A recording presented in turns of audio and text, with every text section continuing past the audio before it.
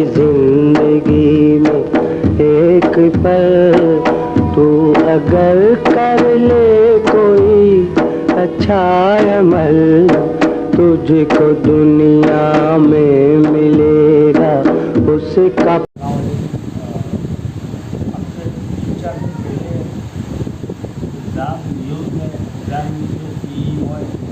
शहबाज जबरदस्त भाई ने वीडियो वायरल है। उस वीडियो को देखते हुए कई अपराध ने हमसे रब्ता किया और बिलखसूस पाक आगोश वेलफेयर वाले हमारे साथ पहुँचे। उस वक्त अम्मा के घर के जो इंतहाई तकलीफ में हैं वो उस वक्त उनके घर में मौजूद हैं। डॉक्टर दुरानी साहब, उनका हम शुक्रिया अदा करते हैं कि वो अपने कीमती वक्त निकालकर अपनी पूरी टीम के हमरा उनके घर पे आए। मगर जैसे ही ये घर पे आए तो पता ही नहीं चला कि अम्मा को आज सुबह एडमिट कर दिया जाए। उसके बाद डॉक्टर दुरानी साहब यहाँ से रवाना होंगे हॉस्पिटल की तरफ, जो भी बन पाएगा इंशाअल्लाह वो उनके लिए करने की लेकिन ध्यान कराइए। वो एक दफ़ा पेट इंसान शुक्रिया अदा करते हैं आपका कि आप आए। बहुत हाँ शहबाज भाई बताइएगा, वैसे तो आप माशाल्लाह ये काम करते रहते हैं, अल्लाह ताला आपको इसका जज़ा दे, हिदायत खैर दे। आपको कैसे दिखी अम्मा और कैसे आप इन तक पहुँचे?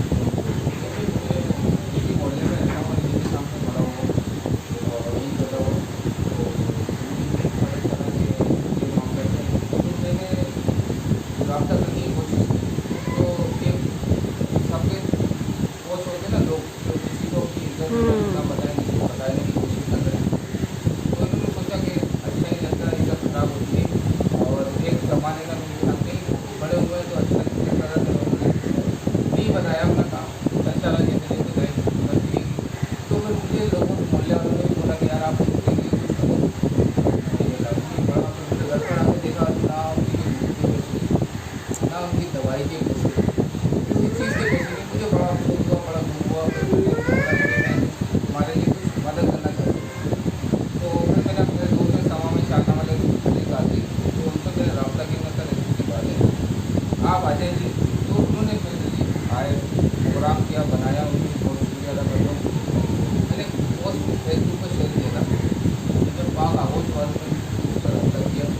आज मेरे दरमियान मौजूद है डॉक्टर साहब, और डॉक्टर साहब ने जर्नी कराई कि हम जो जितना बेहतर कोशिश करेंगे, हम आगे से आगे हैं और जो भी ताउन होगा हम करने को तैयार हैं। मरीज जो है अभी जेल इलाज है हॉस्पिटल में, तो कोशिश भी कर रहे हैं कि यहाँ से फारिग होने के बाद ये डायरेक्ट पाक आगोश वाले डॉक्टर डायरेक्ट हॉस्पिटल। जी सर, अब आप क्या बनाएंगे? मैं ज़रा सबसे पहले तो पाक आगोश की जानिब से मैं उम्मीद दी।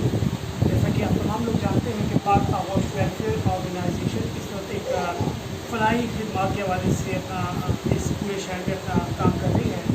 गुज़श्ता रोज़ मुझे हमारे बॉस ताइब मलिक साहब ने एक मैसेज कन्वे किया, जिसमें शहबाज भाई ने जो है उस अम्मा की बेटी के हवाले से जो है उनको मुँह का CA औरल जिसको कहते हैं कैंसर, उस हवाले से मेरे पास पोस्ट आई कि डॉक्टर साहब इनको विज़िट कीजिए और जो पॉसिबल मदद हो सकती है वो इंशाल्लाह कीजिए।